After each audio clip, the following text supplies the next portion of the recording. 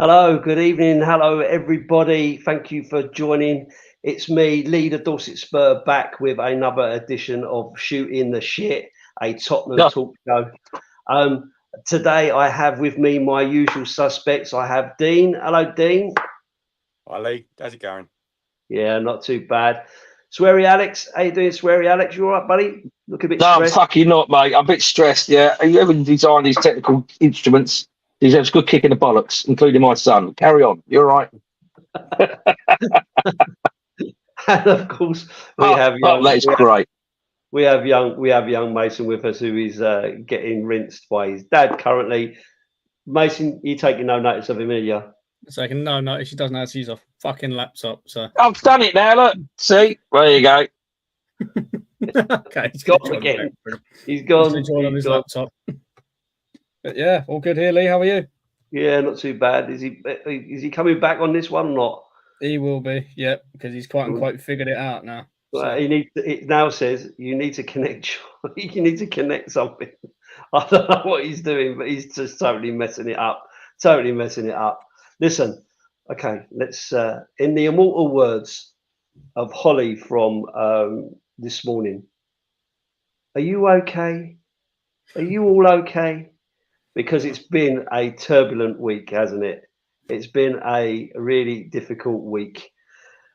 With the highs of winning against AZ Alkmaar and continuing our journey in the Europa League to defeat against Crystal Palace. Yeah, you just couldn't write it, could you? You just couldn't write it. I'm going to start off. Obviously, let's talk. I don't know what's going on with Alex now, because he's now on multiple screens all over the place. There we go. Look. I don't know. 3D now. I've got three different sweary Alexes here down the bottom, and one of them's bad enough, let alone bloody three of them. Anyway, he's gone again. What the hell? I'm just going to ban him. He swears he knows how to use a laptop, by the way. He swears by it. Oh, honestly. We got some people watching here and they're thinking, what a bunch of clowns these are. and you'd be absolutely right. You'd be absolutely right. But listen, I'm going to push on anyway because he's now back again. He's now back again. So I'm going to add him in again. Is it worth trying one more time? No, that's it. Go on. Right. Not touching anything. Don't touch anything. Don't touch anything at all. Right, let's get started because people want to hear what we've got to say. I'm sure they're on the edge of their seats waiting for this. Well, I apologise. I'm going to start off. Dean, how you doing, mate? Dean? Talk to me about this performance against Crystal Palace. Give me your overall interpretation of that game. The thing that pisses me off, right, is that there's a couple of things that other teams and other fans and pundits all say about our team, right? Spursy, yeah? Spursy and Dr. Tottenham. Yeah. How many times have we heard that? And Palace out of 1-0. We go there on a high. And they just, I don't know, what you... It's like that Forrest Gump thing. You never know what you're going to get. Because you don't. You can't. You can go to a game, watching them play against West Ham and think, right, we're on a roll again. We've got it back together. Palace, wheels fall off. I just don't get it. It's the same people playing. It makes no sense. Yeah, no, I agree. For complete transparency, I have to tell everybody, I didn't watch the game. It was my grandson Brody's christening, and so I was at a family event. My son did try to get it on his phone. We tried to watch a little bit of it at the bar. It wasn't going very successfully. So I'm having to rely on these guys to give me the lowdown. I have watched the highlights, but the highlights will obviously tell a different story than what you see watching it live. Mason, give me your overall opinion on the game. How did it go? What was your views of it? It was just one of those games, Lee. That's all you can say. It's just, Ange, in my personal opinion, Ange got it all wrong. He thought he was going to turn up to Selhurst Park and play the way we want to play, mate. But that's not how it works. You can't expect to go to every ground you think and dominate. I get Palace weren't on haven't won a game this season, but as Dean says, you already know who's gonna strike, and that's good old Dr. Tottenham. Will make you better, even if you're shit. But at the same time, it's just Ange got it all wrong. We couldn't break past the midfield. We couldn't even break past like the striker, let alone that Mateta was pressing so much, nullified anything we were trying to do. So I just think Ange got it completely wrong. Yeah. Alex, bringing you in. Yes.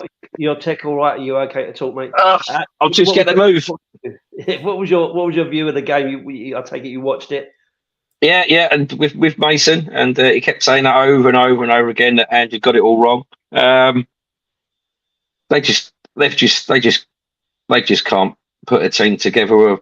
Full stop. Ange just stands there again with his hands in his pockets. I think we did actually see him moan about the time wasting. I think that's the first time that any of us have seen him do anything. It's just they just couldn't put Crystal Palace, for Christ's sake. I mean, Crystal Palace were battering us. We're bashing the players about, and it looked like the pitch was shit and all. But they're just excuses. We should have been able to put a game together and run rings around them. First game that they've won all season, and it has to be against us. Do you know? It just there's no consistency from smashing the pikeys down the road sort of thing to going to West London, and then we're just getting turned over again. So I think we said it before. He stands there with his hands in his pockets, doesn't say anything. He's probably told them, look, do what you want. You've got the license to create the style of football you want to play on the pitch, as long as it's within my guidelines of his ideas. They can't play with each other, basically, mate. I think like Maddison had a good game, but yeah, that was just dog shit. Okay, makes sense.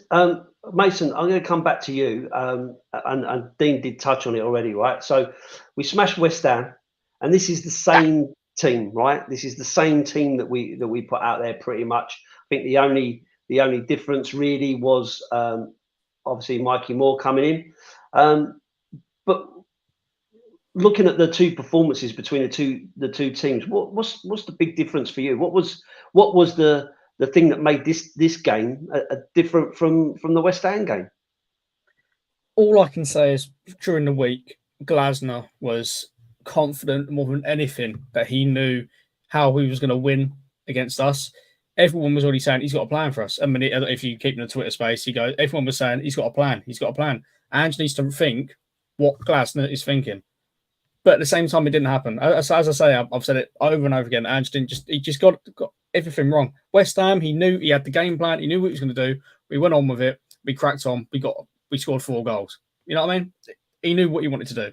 Against Palace, it kind of felt like, as the old man said, it's just here's the creative license. Go do what you want to do. But it's just you can't do that when you know Glasner's been bigging himself up all week, saying he knew what he was going to do and how he was going to approach us. Do you think it's a bit of a cop out him doing that? If that is what he's doing, what do you mean? Like you boys. Well, if he says to the players, "Offer you can do it. Go and do what you like." Well, Don't do it, me. I'll put my hands in your pockets. We said it a few weeks ago, didn't we? That's what he was trying to do. Implement the way he wants to play, but the players just go on and do it. He's not going to sit there and manage like Mourinho or Conte does, but he sit there and go, no, you were going to do this. Drop back a bit. You drop back a bit. The only time he's ever done that was against Chelsea when he absolutely lost his rag. But at the same time, he hasn't got a plan B, has he? Like second half, have a plan B. How they're playing the first half. Let's play, around their system. See if we can beat it down. You don't do it. It's like what Dean said last week. It was Andrew make a sub and go, why has he done that? Oh, that's why he's done that. But this week, I didn't feel that. I didn't feel that at all. I didn't feel like Andrew knew what he was doing. Like when we was watching the game, everyone said, get Kulu off the pitch for now. He's got a booking. He's on his final warning. He ain't been playing well. Madison's been playing better. What did he do? He took Maddison off. I just think Andrew just lost his head that game. Yeah. Okay. Alex, I'm going to just put up the team sheet. So this was the team that played, and like I say, there's nothing different in there apart from Moore coming in.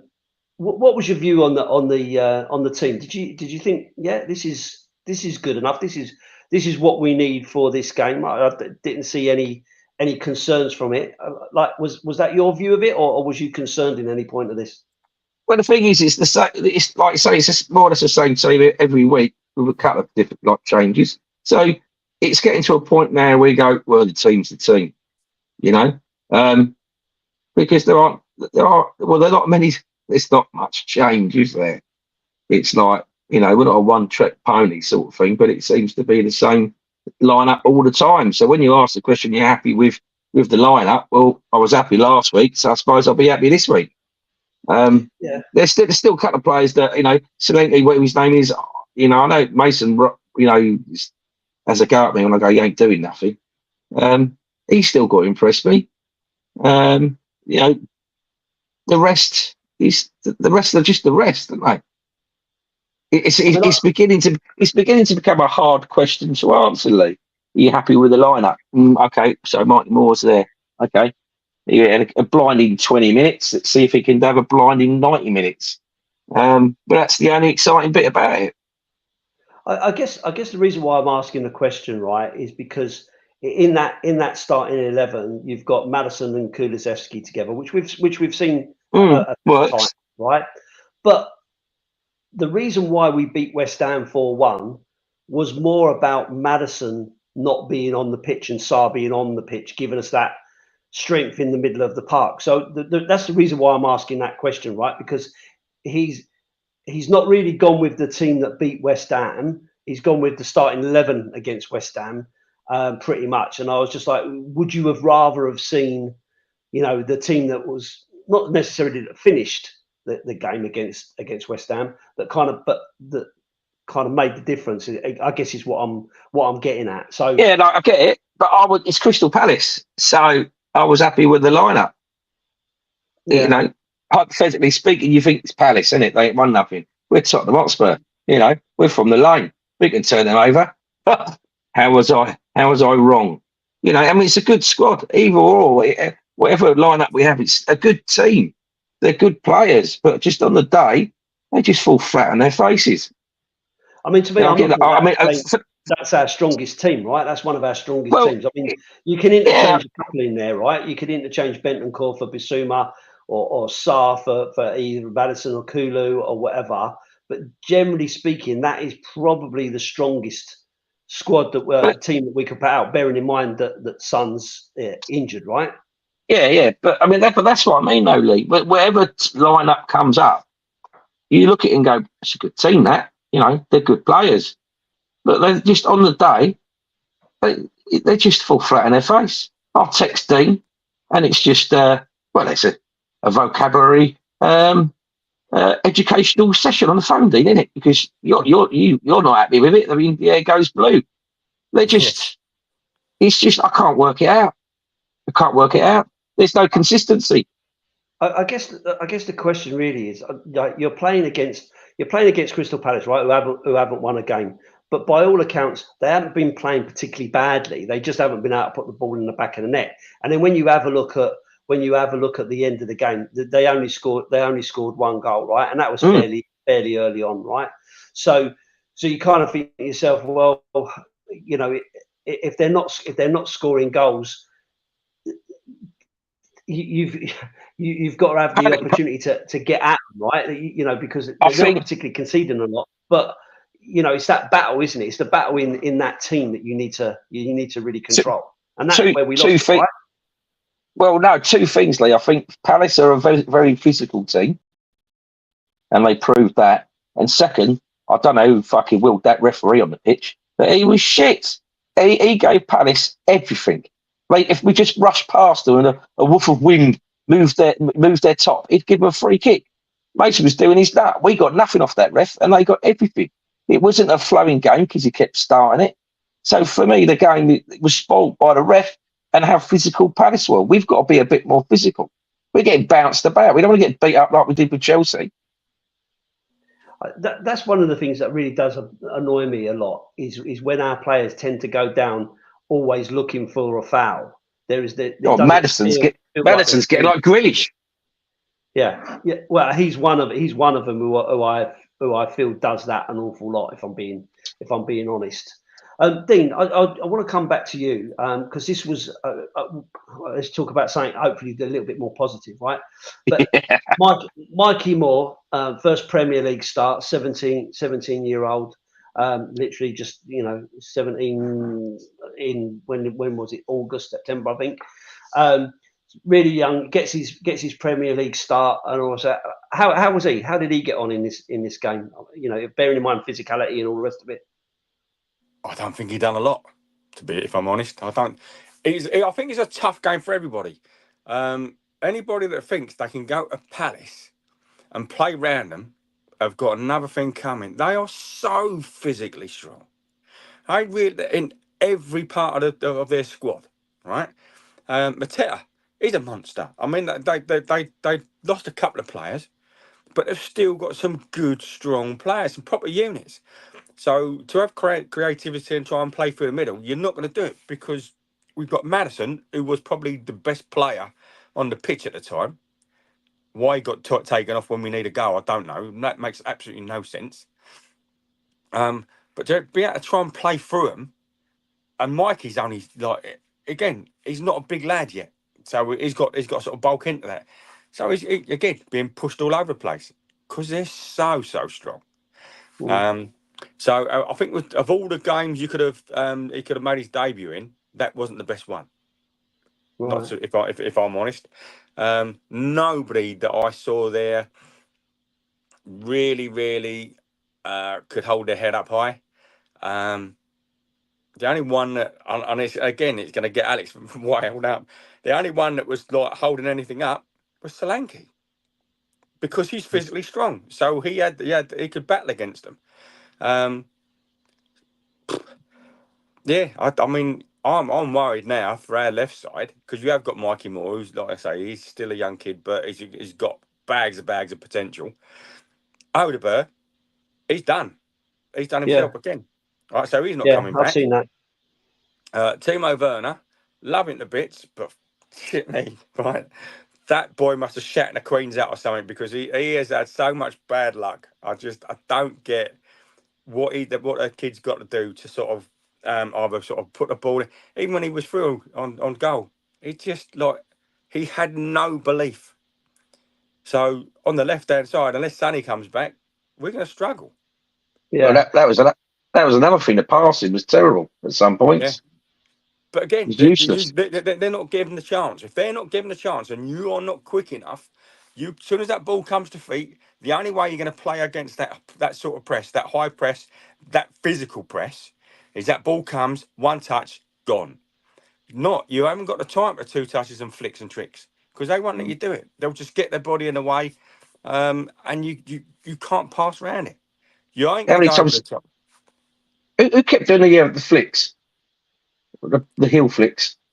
Who was that? I see that a couple of times. I mean, but they all do it because it's all we're not playing grassroots. It's all in their nature, right? So Pedro will do it. Maddison will try and do it. They all try and do a little flick to try and sort of get themselves out of a bit little trouble because they're too close to the player, right? So if you're too close to the player, you can't do anything. You ain't going forward. You ain't going so. So the only thing you do is a back heel or try to sort of flick it out with the side. Too close to the player, you can't. The ball's got to come to you and then be gone, and that's how you play through the press. Otherwise, you're going to get caught on the ball, and then you're up against it. That's why Van der Ven, yellow card. Kulu, yellow card. Change it then, because they know they can't make that tackle, and they can't make the tackle against them players because they're too physically strong. So the only thing they can do is bring them down. Another yellow card, they're off. So they can't do it. They can't be that physical. So you have to change things. Yeah, Alex, which he doesn't do.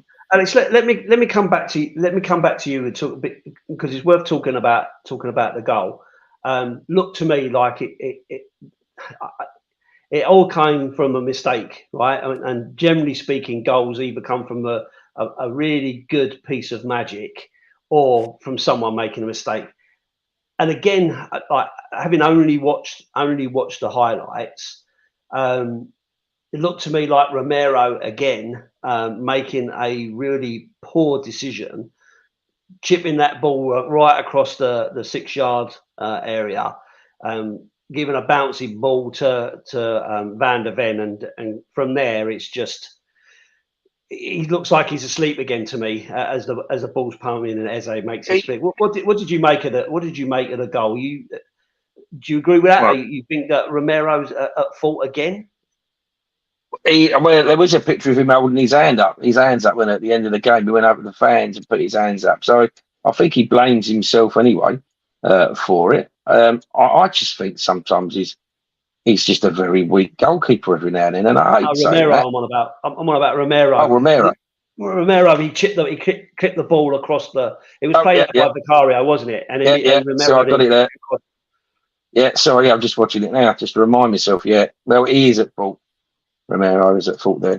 I mean, again, we're playing football in our areas, and it's only going to take one mistake like that puts us in a position of extreme pressure, and then they've scored from it. So I mean, again, he couldn't control the ball. I'm just looking at it again now. Hang on, all right. He should have just fucking skied it. But it bounces. He misses the bounce. The ball bounces. He loses it on his left foot, and then it's crossed. But then saying that, where was the marking on the chap that scored it? There was no one there. Everyone's looking at the mistake that's been made. No one's looking behind them. See, that for me is Porro, right? So Porro gets pulled into the middle because Romero's just standing there. And then he dives in towards it, hands behind his back, and that really annoys me. This hands behind the back business as a defender, and I get why they do it because of the handball and all that. But you can't make a proper tackle with your arms behind your back like that, can you? No, You can't. But also though, Lee, I mean, Vicario he's not space aware, is he? He's not looking. He's looking at the ball. He's looking at the mistake that's being made. He's watching the player about to make the cross. But he's not looking who's behind him or who's at side of him. So again, and he it's not really had an attempt on save. So again, it's 2 or 3 people's mistakes. But really, Vicario has got to be more aware of who's around him, not just looking focusly at the ball where the ball is. I guess the other. I mean, I've seen a lot of talk online about just smashing the ball up the pitch and long balls, and we don't do that and all the rest of it. And I guess for me, that's probably built into us as Tottenham fans, right? Because we're not comfortable with it, are we? The ball being played around our own defensive third, because we know these mistakes happen. This is what happens when we play that sort of football, right? So, like, I'm sitting there thinking, just smash it, because like my blood pressure just can't take it, to be honest. But looking at that again, though, Lee, I mean, it's a very big bounce. I mean, you can blame the pitch, to a degree, because as it comes across the area, it does take a bloody big bounce. You know what I mean? It's for me, this is not the way to play it, is it? You shouldn't be playing that ball across that area. No, you shouldn't play it across. But then he's not controlled the first bounce, like what Dean said. He's gone for the second bounce of the ball. He's not controlled the first one. He's gone for the second, misjudged it, and then it's obviously gone to the opposition, and they've popped it across. But then Vicario's not looking at his area or what's around him, and then shits a brick and lets it in. Yeah, I mean, he goes in feet first. I mean, what's all that about? I mean, while you're giving Vicario a bit of a rinsing, let me come back to Dean, right? Because in the highlights, and like I keep saying, I've only watched the highlights. Right? But Vicario did make a couple of good saves to keep us in that game. I mean, he always does. Yeah. So Vicario, like Lloris, is an excellent shot stopper. Right? We've had some brilliant keepers that are good shot stoppers, but their distribution is toilet, right? Lloris used to be at the sweeper keeper. That's what when we've had him not all them years ago. He was a sweeper. He was so far up the pitch. As soon as the ball came to him, bang! He was back. He was recycled back into play. But Vicario is totally different. So the ball will come to him, and he'll run out with the ball, and then stop, and then put it on the floor, and then roll it to the left or to the right, rather than go, I can see him down, overarm, straight out to Porro or straight out to Udogie. He never does it. He'll just go to Romero or go to Van der Ven. It's not really good progressive football. But the whole idea about that is you invite the team on. So the team comes forward to press your midfield, then you can go over the top. Because you should have all that real estate to run into. Your strikers should be able to go, well, we've got loads of space. We should have a 2-on-2 or a 3-on-2. But we don't. We still try and play out. I mean, I think Pep's at fault for that. But he plays it well because he's got the players that can play it. Unless you've got the players that can play that system, it ain't never going to work. I guess. Sorry, Alex. Just to come back on that. I get what you're saying, and the one thing I'd say about that, right, about the kind of quick, movement, a bit of a longer ball and moving it quickly is when we've seen Brennan Johnson score all these goals, they've all come from him running onto the ball. Oh yeah, where he's got space to run into, where he's kind of running up against people or going from a standing start. That always seems to kind of lead to nothing. Whereas if he's got the ball and a space to run into, so if you're encouraging him on and then you break that out quickly, like you've said, with a quick throw out to Porro or Doggy or whatever, then that does give him the opportunity to chip one over and he can be onto that, like a rocket, and that's where he's most effective, isn't it? So I'm with you. I'm with you. I think he's a great shot stopper, and I think he kept us in the game, kept it at 1-0. But he's got to be better with that distribution and quicker with that distribution, which kind of then leads me on to the next point, which I'll come to all of you about. But I'll start off with Mason. Substitutions, and I know we've touched on it initially early on, right? Substitutions. We're losing the game 1-0. We need a goal to get in it, and we take off Maddison, Kulu, and Moore. Okay, and then we bring on Sarr, Werner, and Richie. Right? Richie's just coming back from injury. He can go back.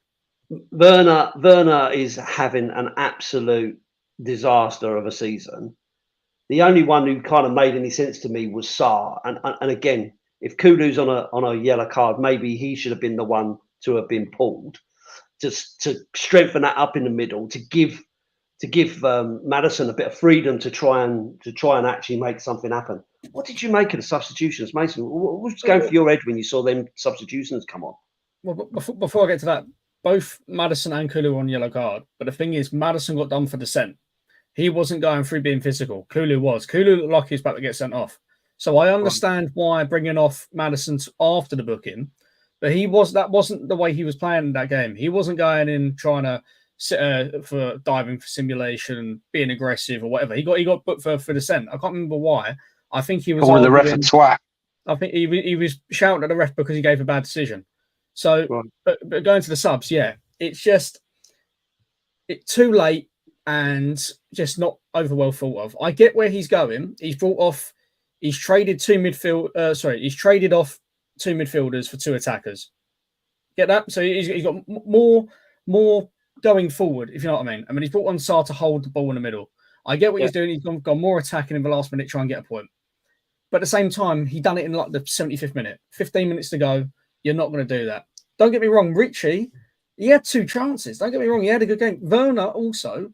I know a lot of people were saying about how dodgy he was coming on, but he created more than what Moore did for half an hour, and he was on for 15 minutes. Who did? Werner. Werner, yeah, sorry. He made quite a few plays towards the end of the game, which you got to give him his props for. His crosses were on point.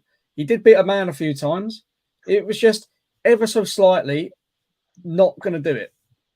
Solanke, I'm pretty sure he missed a 1-on-1. Richie, he got his head to it a few times. It's just the subs were there, but they were just too late. Alex, what was your view on the substitutions? Do you think are you in with that with Mason? That you thought they were more attacking? Yes, yeah. I mean, I was with Mason again with the yellow cards. I mean, get them off yellow cards, swap them over. Sarr, I agree with, sort of thing. Richarlison, yeah. I'm just watching it again now, Lee, on the screen. He's dog shit, mate. So again, I just don't like it. I think is that your technical? Is that the technical term for it? That's the technical term. Yeah, I mean, I'm watching it now just on the other screen because I'm on my phone and on my PC. So technical, but he's just look. The cross comes in and he just wrong side of the goalkeeper skips past him. It's just shit, mate. I know he's been out of the game for a while and he's got obviously warm up, but he wants to hurry up because it's winter and he's just getting colder and colder. He just runs around the pitch thinking it's the dog's bollocks, and he's not. He really isn't. So, yeah, no, I agree with Mason with taking Madison off obviously for Saab, but yeah, the other two, no, a bit dubious on that one, mate. Okay, Dean, what's your views, mate? Are you concur or different view? Yeah, against AZ, I think Madison had a good game. He really did. Had a point to prove, and he was bossing that game. But I didn't see that Madison in the Crystal Palace game. But you still need something decent and creative in the midfield, and we don't have that. Not really. When it's an open game, it's a stretch game, and everybody's coming out to play football, then yes, we're good at that. When you've got you're at a low block, and the other team are very, very physical, you can't do that ticky-tacky football. It just don't work. So to put 4 people up front to try and score a goal, you still got to get it to them 4 people. So that's it. Second. So I say where Richarlison's concerned, mate. Again, I'm just watching it again. He's just watching the ball. Cross comes over from Werner. He's just watching it. Yeah. So I thought when we got Solanke, that was going to sort of nullify that, and we would have had a proper full-on attacker. But you look at Richie. Richie used to be so good in the air. He really did. But again, he's only just come back, so we've got to give him a little bit of leeway because he's. But at the same time, the other thing that we haven't thought about is obviously we played Thursday night and then playing again on the Sunday. But if you want to be in all them competitions, mate, that's what you got to do. Whereas Palace had the whole week to prepare for us. So that's the thing. But they're professional footballers. And if you watch somebody a day in the life of a football, all they seem to do is have a stretch, cuddle each other, and they fucking like beans on toast or whatever it was. Like have a massage. Yeah, and have a massage, mate. Have a massage. No wonder they can't fucking run. Have a nice cuddle on that. That sounds like us when we get together in LT. Yeah. You like a cuddle, Lee, don't you? You like a cuddle. Yeah, we'll all meet up. We'll have a cuddle. We'll have some breakfast. All right, they'll have a nice ice water and we'll have a beer. But there ain't much difference. Right? I ain't rubbing Lee's legs up. Yeah, we'll have a dance and they'll have a little run around. Not happening. So listen, like I said, I know I've said it a couple of times. I didn't watch it all, so I've only seen the thing. So just give me a view, Werner. Then, so how did he do? Because obviously he's been our kicking boy at the moment. So what's the view on his performance? Then did he was? It sounds like he did all right, or am I? No, he's trying. He's a C+. Right, he put the crosses in. That's the thing. Yeah, he was in the space. He put the crosses in. We just didn't finish it off. So no fucking there. Right. So for us to for him to keep going, and despite all the criticism, that's good on him. So I am a bit of in his fan club, but I mean, and Alex is who the same. The amount of times we see him running down our side and going, me. Oh, and he don't come. Whether it don't come because they don't trust him, or whether they don't come because they want to sort of go into the middle, I don't know. But after that, if the ball ain't getting past you, you ain't going to make them runs. And that's when they pass it and they go, oh, you look at it, he should have made a run. Yeah, but he's made 5 and you didn't get the ball. Just watching one now where he's crossed it over to Richarlison. It's more or less on his foot. Just Richarlison's so shit he couldn't beat the keeper. But he's running up and down that wing all the time. And when he gets the ball, he does put a decent cross in. It's just we ain't got no one to pop it in. So, and it's on point. So is there any bright sparks from that game? Any positives that we can take out of it? It's been really, really negative, obviously, since the loss. But is there anything positive we can take from that game? Anyone? Trains are on time. Apparently, I heard. I don't know. No. There's a couple positives. Go on, Mason. Come on, give me some. Go on, come on, Mason. What did you watch? There was 2 positives. And that was it. And it both has to do with the left wing. Moore didn't create as much, but he was seen as a threat. he had 3 players marking him at one point because he has that ability, that freedom to run down the left. He reminds me of I don't want to get too carried away. He reminds me of Sonny in terms of he's trying to cut in like what Son used to do, cut in on his right foot, top right. He was trying that over and over again. He had 3 players on him. That's the only thing. That's the thing about Moore. Okay, that's the positive about Moore. Players are seeing him as a threat. Werner wasn't seen as a threat in the second half, which brings me on to the other point. He's not being seen as a threat, and he's been given a lot more freedom than Moore did. And that's why he made those chances. I think Werner towards the end of the game will be more productive for us than it will be him starting. I think Werner against dead legs, he looked very well. Made 2 chances. Obviously, nothing came off of it. Played well, beat his man a few times. He even made a few behind runs. He didn't have a bad cameo, but I think going forward we can't be starting Werner. But going forward, whilst the injuries are here, Moore looks like the way to go forward. So it sounds to me that this is an absolute plan from Timo Werner. He's going to sucker everyone into thinking he's shit, and then all of a sudden he's going to come to life and shock them all with his ability that no one see he had. In the last 15 minutes, he was. I don't want to get too far. He was probably one of the best players on the pitch in terms of chances created and a threat. But then again, he had no one marking him because no one thought he was going to do anything. He had that Munoz fella, but he was already booked. He was already booked. I've got an apology to make. Go on. I'm just watching that goal. Old Pedro, he got in the way of Vicario, didn't he? Well, I'm just watching it on slow motion. He got in the way of Vicario. Vicario couldn't have seen that where angle that was going on because Pedro's fucking dived in on it. Yeah, but they're the only 2 Sorry. I can say. No, that's fine. Sorry. Yeah, sorry. That's a positive. It's 3 positives. It's not Vicario's fault and what Mason said. Yeah. Well, even talking about the AZ game, Werner, I felt so bad for him. I'm sorry, but it's like I get you're playing. He wasn't playing very well, but what we said last week, when you're hearing 60,000 people go oh for the 5th time in the space of 5 minutes, it doesn't do well for him. And the poor bugger didn't come out at half time after he got subbed off. God knows what happened to him. Who did you see taking the piss out of him? Oh, sidelines. Yeah, I haven't mentioned this yet. Sideline, Werner. I think if you were there or if you were watching, you probably remember Werner on the left wing, passed the ball backwards, went straight to the midfield. They had the ball. Do you remember that, Lee? Dean? Yeah. I looked at the sideline. Porro has gone, hands on his head, laughed, went like that, and said something to Romero. I was like, oh, you can't be doing that. Even his teammates are taking the piss. You can't be doing that. But it's just you got good eyes, Mason. Well, the thing is, you again harping on the Werner.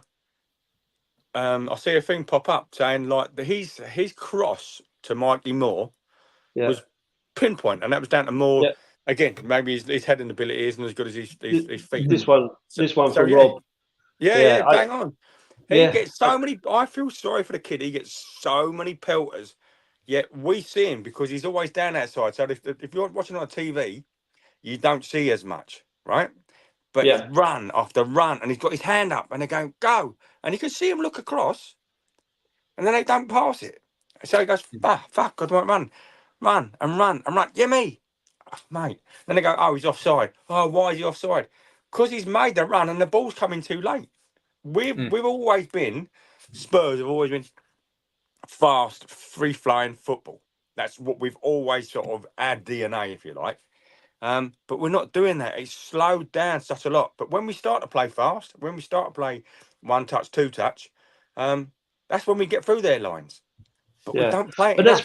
That's why they close us down so quickly and they press us hard because they don't want to give us that opportunity to move it quickly and get on the front foot. I guess the final point just about the Palace game, because I do want to talk about AZ because we have played two games this week. Leadership. For me, I know we've talked about it a few times, but how do we get any leadership in this team? It just feels to me like there's no one who can just grab it by the scruff of the neck and, drive these guys on. I've seen Vicario shouting at people, but that's not particularly leadership. And I know Alex has been critical of Son as the captain and that in the past. But Dean, Can you see where we get some leadership in this team? Not the players that we've got. No, there isn't. There. If you were to line them all up and go right, who would you put as captain? You're going to choose. So it's either got to be the one with the biggest mouth, the one with that's got the most respect, or the one with the most physical presence, because everybody would listen to him. And we haven't got that. Not really.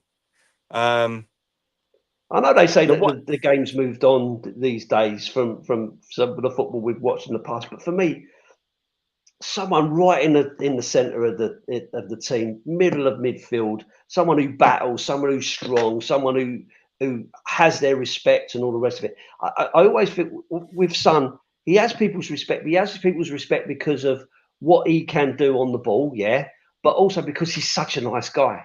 Yeah. And that's all right for your team to have that. But if you're not bothered about him getting hold of you and giving you a clump, like maybe someone like Roy Keane might have done, yeah, then you kind of think, you say, well, you know, you've got to have that bit of fear maybe of letting that person down, surely. And I just don't know where we get that from. Some people say we don't need captains anymore, do they? I mean, you just got to play as a team. Well, I'd say the opposite. I think there's 4 captains in our team. If you notice the leadership team, too many chefs, then, mate, because then that's when egos start to take over, and no one starts listening to everyone. And don't tell me what to do. I'll do what I like, and it have you falls down. To be honest, I've never seen Romero put in a real captain's performance in terms of how he.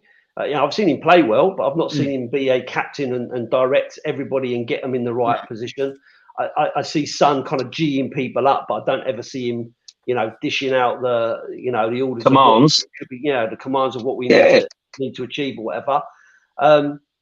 But you've got Maddison as well, who, and I wouldn't know we'll come on it because I've got it down in my notes of things to talk about. But again, I've not really seen him be an out and out leader as such on the pitch. So it just concerns me. It just concerns me that there's no clear leader. Direction.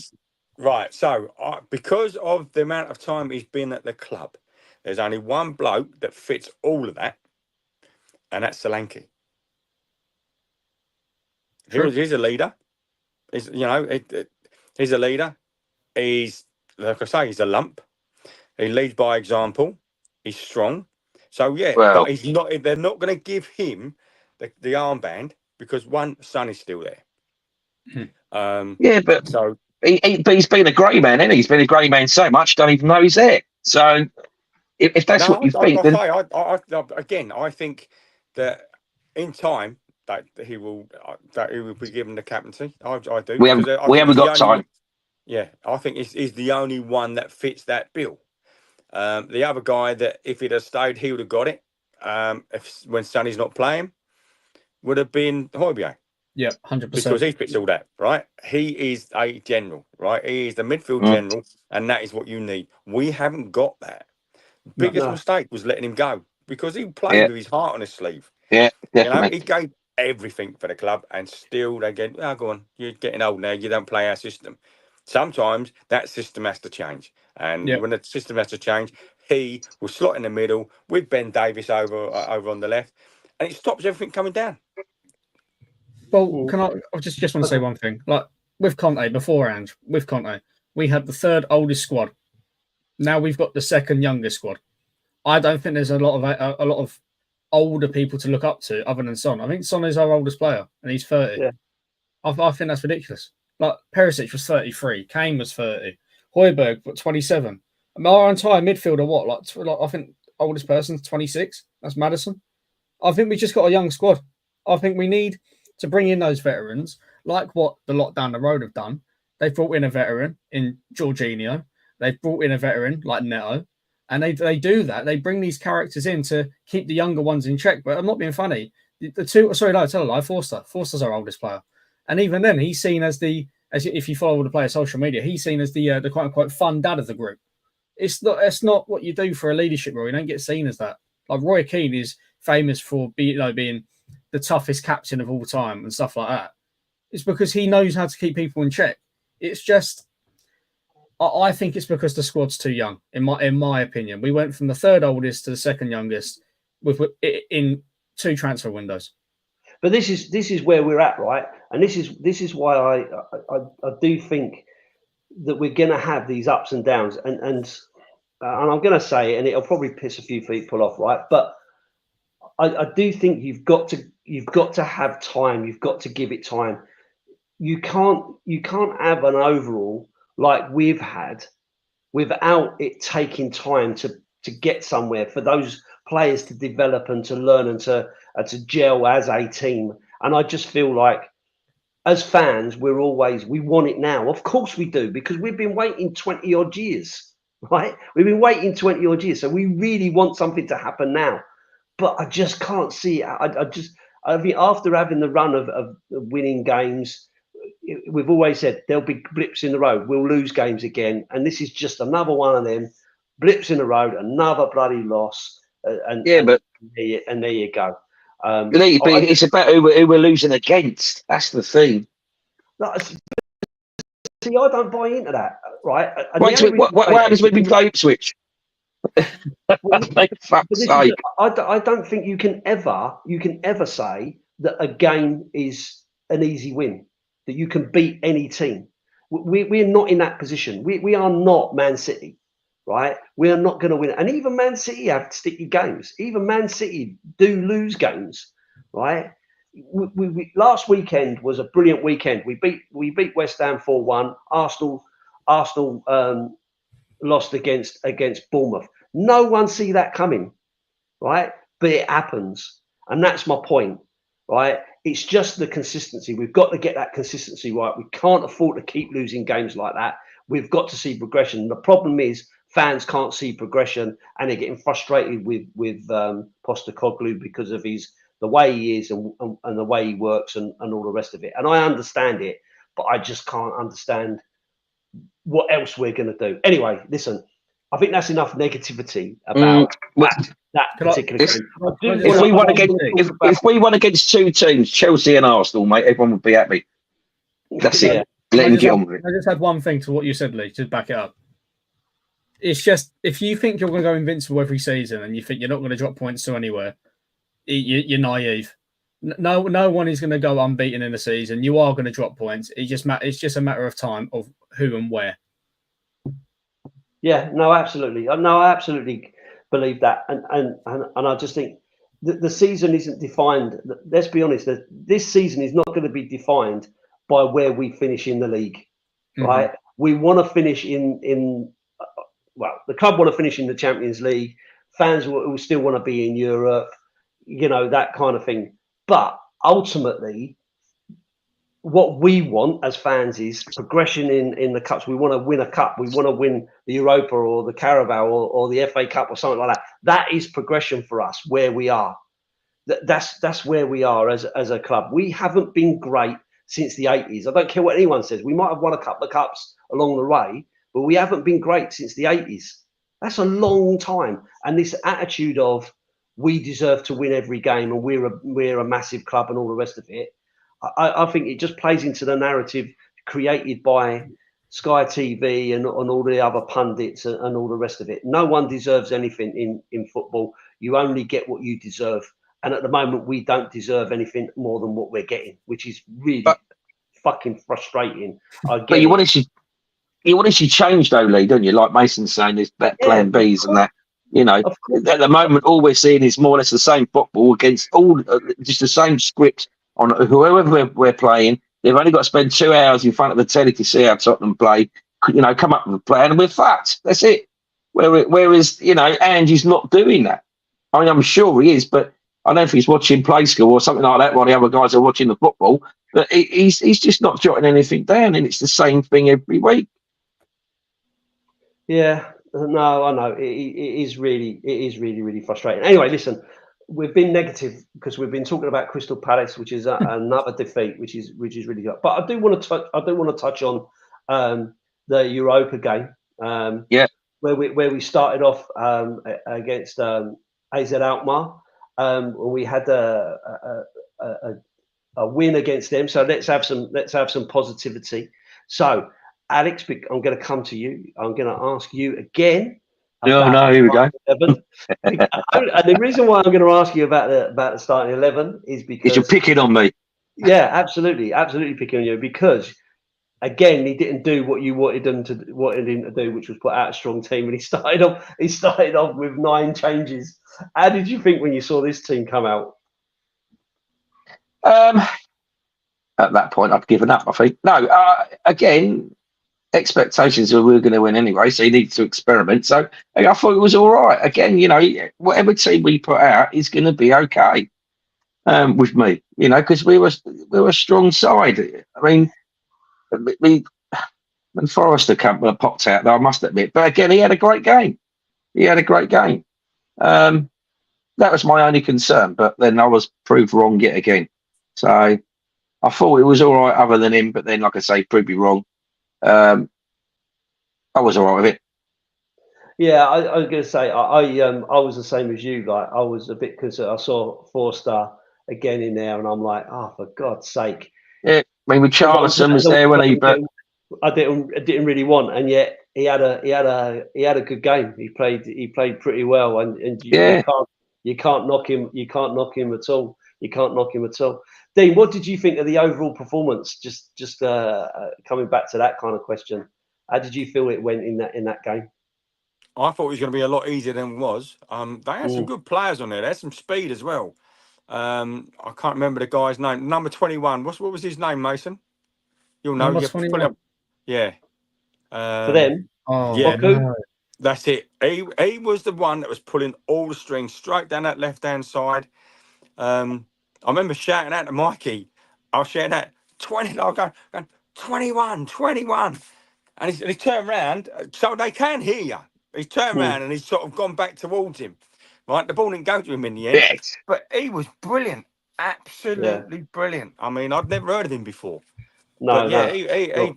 he ran their game and so fucking fast.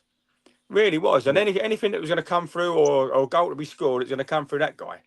So, yeah, I thought it was going to be a lot easier than it was. But again, you're in the Europa League. They are no easy games. Same as the Premier League, mate.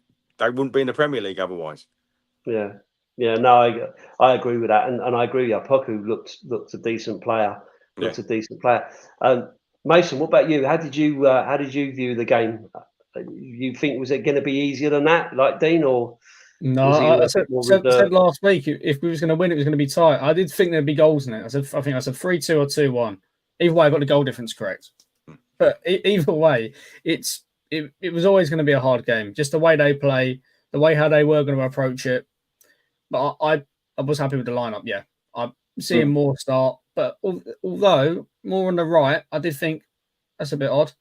But come second half, it was on my left, and as Madison said, they thought they had Neymar on the pitch at one point. I thought the 11 was great. Other than Werner, poor Werner, he did create some good chances, but at the same time, go on. No, God, so I'm just watching it now. He's done a couple of crosses over to Charlison, bang on point, and Charlison can't finish it off. That's what I'm saying. He makes some good chances, but it just comes down to whoever's on the end of it. But at the same time, the amount I think he was 50-50 for the amount of fuck ups he had and the amount of good things he done. So it was just, but obviously more people were going to focus on the fuck ups than the good things. It's just the confidence. But he's gone. Exactly what Ange said after the game. The confidence gone on Werner. Even at half time, he didn't come out and sit on the bench. He went with the players. I don't know if he went home. I don't know if he was crying in the dressing room. Yeah, in the toilet dressing room. Don't know. But it's just, I feel really bad when the whole stadium was going, oh, get him off. This one bloke was calling him all sorts of names, like when he was next to him. Like he could definitely hear. You just don't do that to your players. You really don't. No, that's not going to help it. That's not going to help anyone's performance at all. I know this has already been asked because I think Rob in the comments made the point, but I did have it down in my notes to talk to you about it, Dean. Timo Werner's cross to Moore. Is that giving us hope of what he actually can do? Because I mean that was probably the cross of the night. It was bang on the money, wasn't it? And Moore really should have done better with that, I think. Yeah, he can do that, and that's what I'm saying to you. The crosses he puts in, The amount you watch them, the amount of times you can put it on the floor and it bends round in front of all the defenders, but our attackers are not making like that run.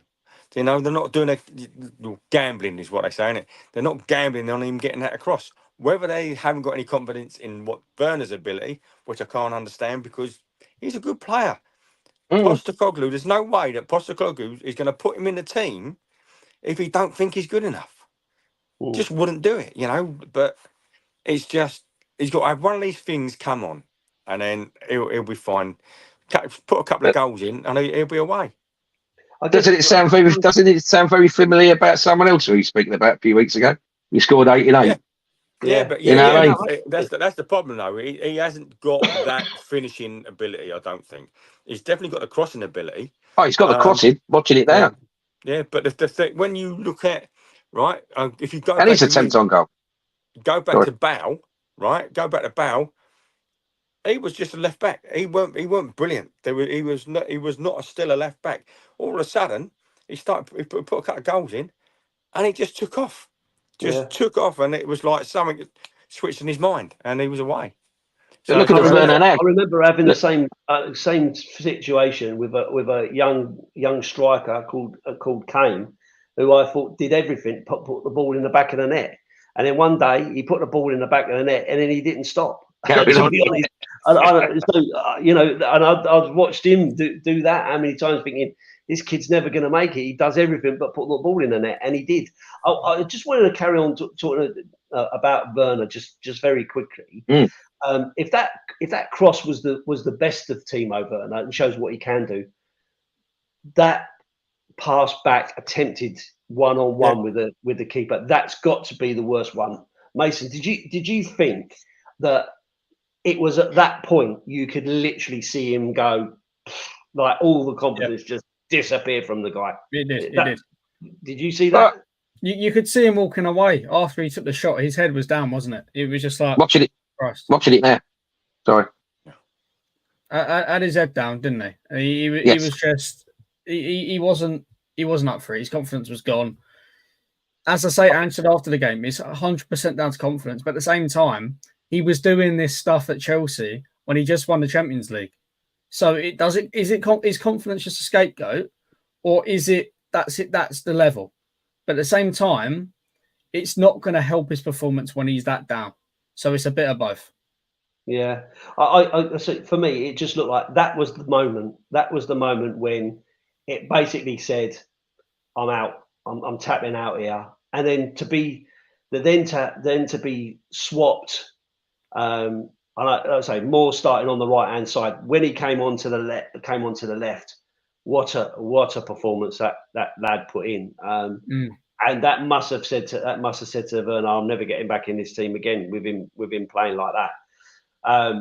But I guess now we've got Odegaard with a big injury, and we've still not got any Sonny. That he kind of gets that little bit of opportunity back again, I guess, and that's why he's still around the club, I guess.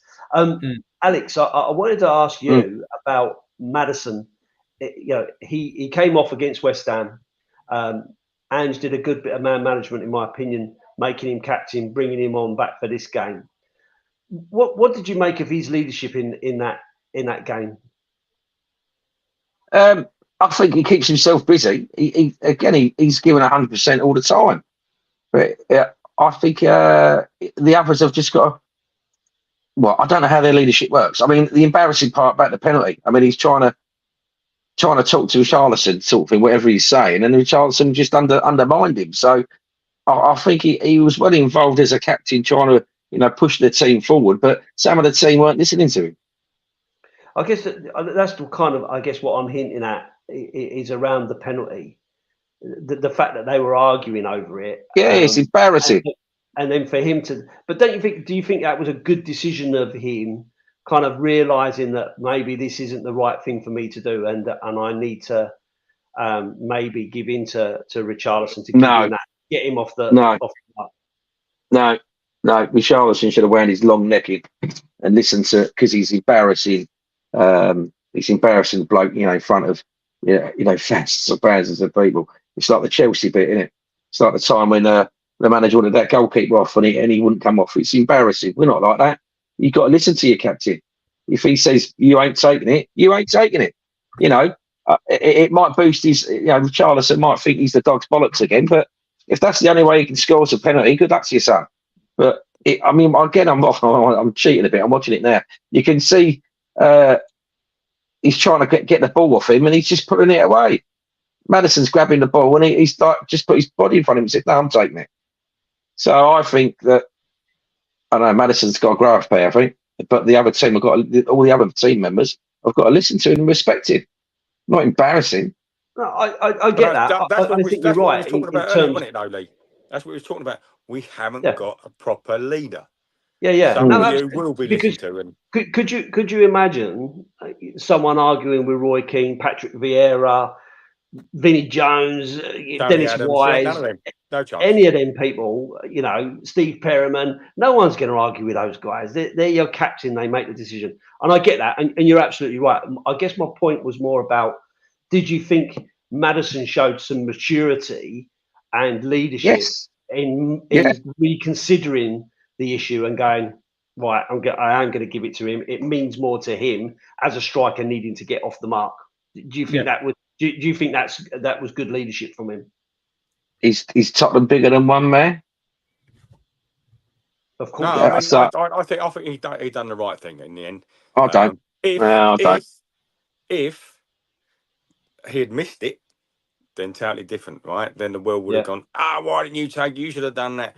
But because he scored, mate, hindsight's a brilliant thing. If it had gone the other way, but yeah, I mean, at the end of the day, Maddison is the captain, but he's a midfielder and he can score like a few goals. Whereas Richarlison is a striker.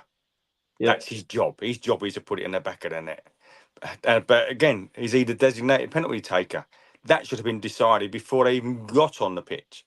So yeah, I agree with that. You got Benson, Cole, and Johnson. Man, right? Kane was always the man to score the penalties.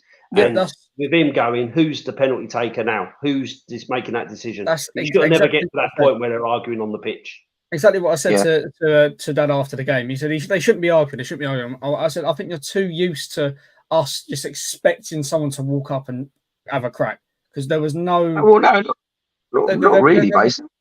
Well, yeah, it was because there's always going to be contention now. But Kane is probably, if not the best penalty taker in the world. We were just too used to that.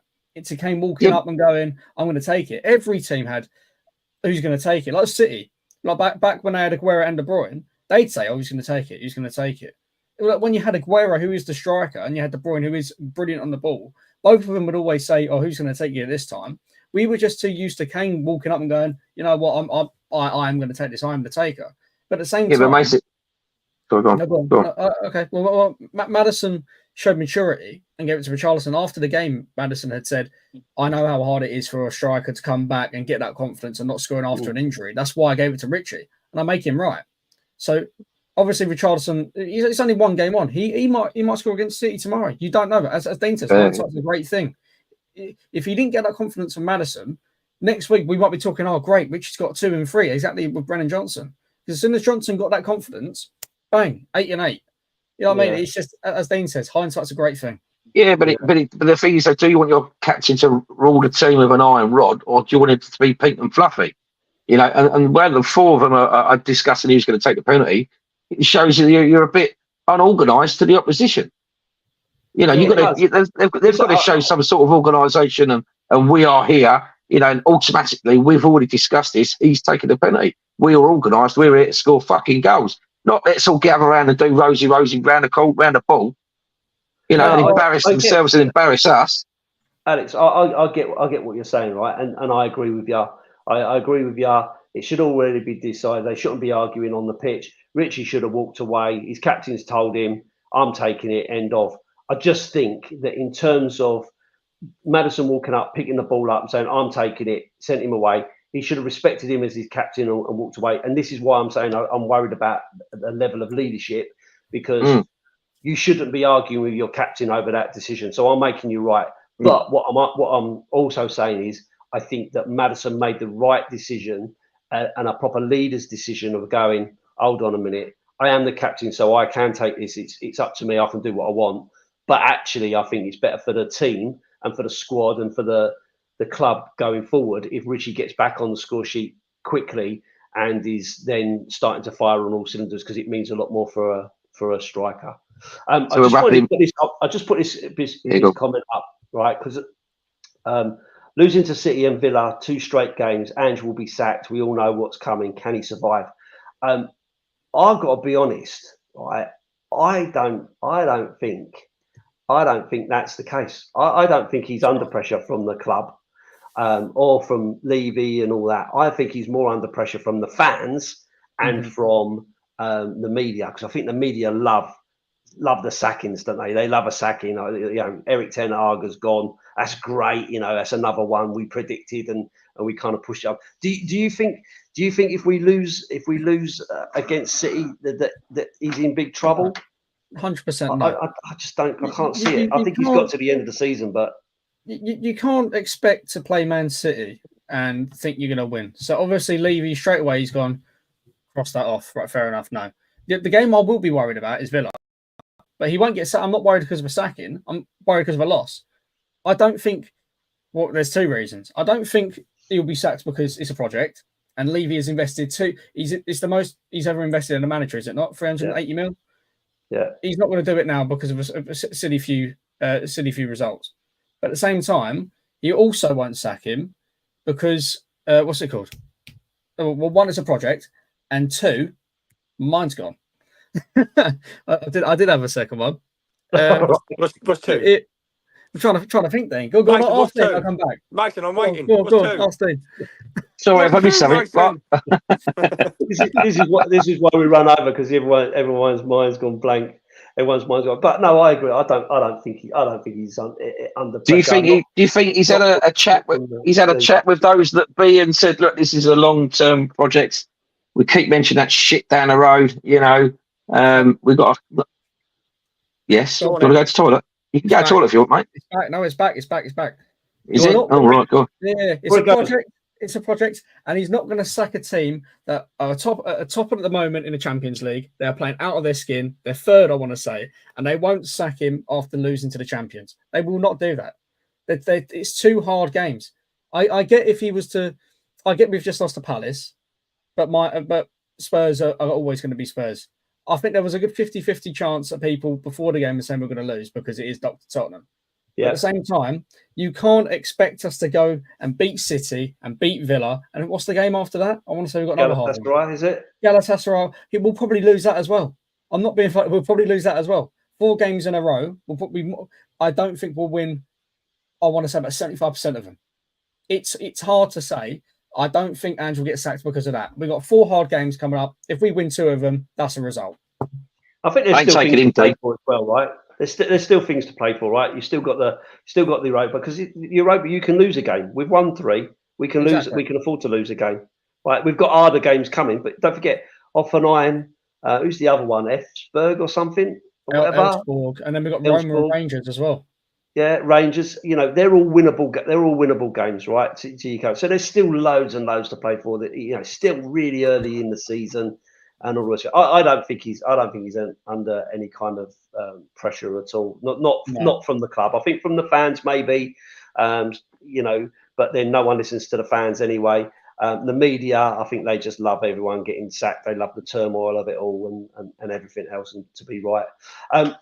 Time's ticking on, and because we started late because Alex couldn't get his bloody computer and phone to work, I just wanted to quickly go through and get your thoughts on the Carabao Cup. I'll go around and we'll do what do you think there's going to be any major changes to the team, and what's your score prediction, Dean? We'll start with you. No, I don't think he will. I think he'll play probably this a very similar team to the. Oh, lost you. Yeah. He'll put a similar team out to the one he played in like the cup game before, but City don't do good at our place. They've won that 1 game, so yeah, they don't do well at our place. So I think we'll be okay, especially as Pep does his But he's getting a phone Nope. call. Let's see. Oh, is he? Yeah. Someone's trying to I'm tap up and in. Like, about. Obviously, I've got to take this, right? So thanks for having me. I've got to go, and I'll speak to you all later.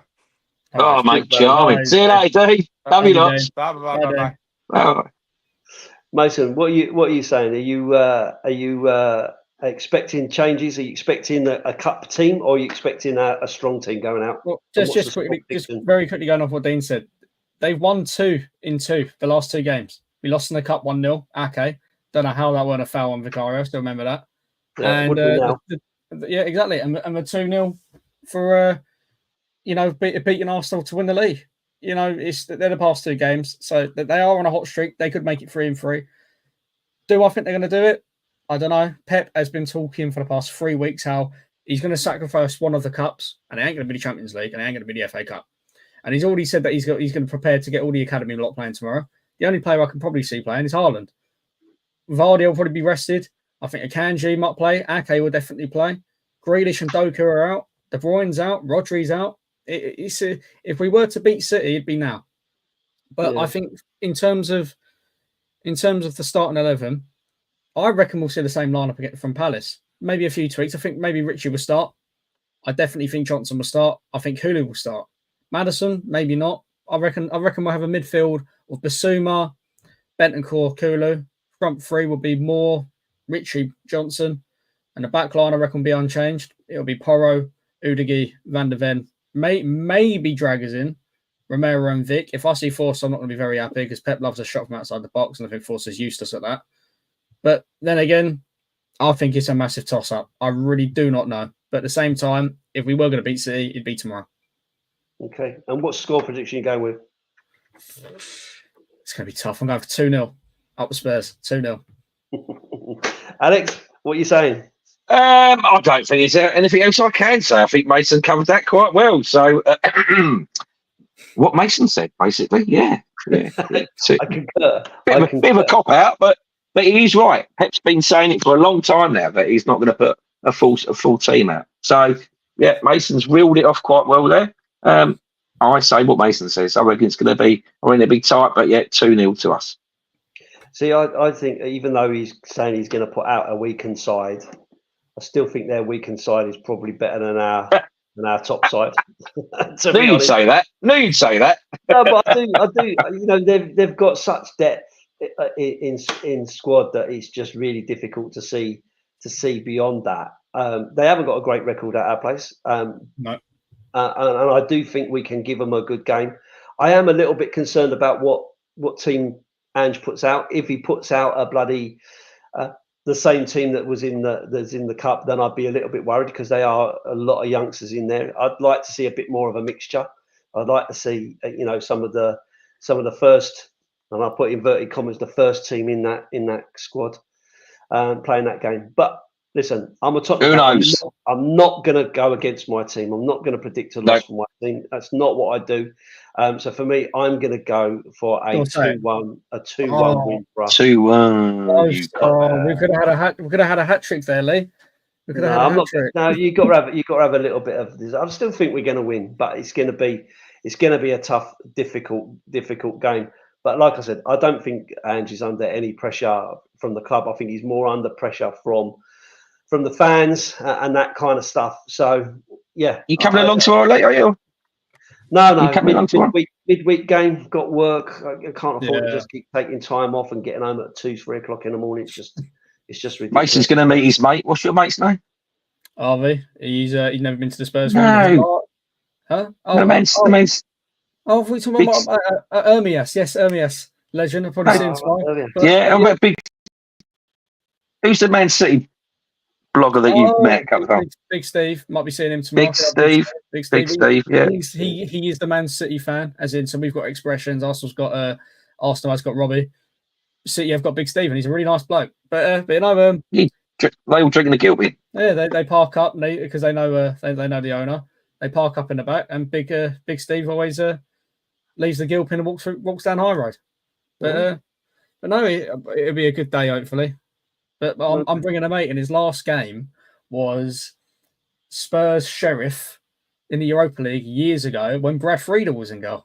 Bloody hell. So yeah, so yeah, hardcore fan then. Hardcore fan. He's never been able to get up here. His old man don't go anymore, and now I've said I can take him City. He's all up for that.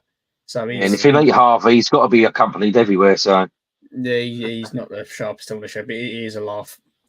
Okay, well, look, we're going to have to leave it there. We've gone 15 minutes over. Sorry. So apologies for anyone who's been watching. Apologies, it dragged on. I know some people have had to leave.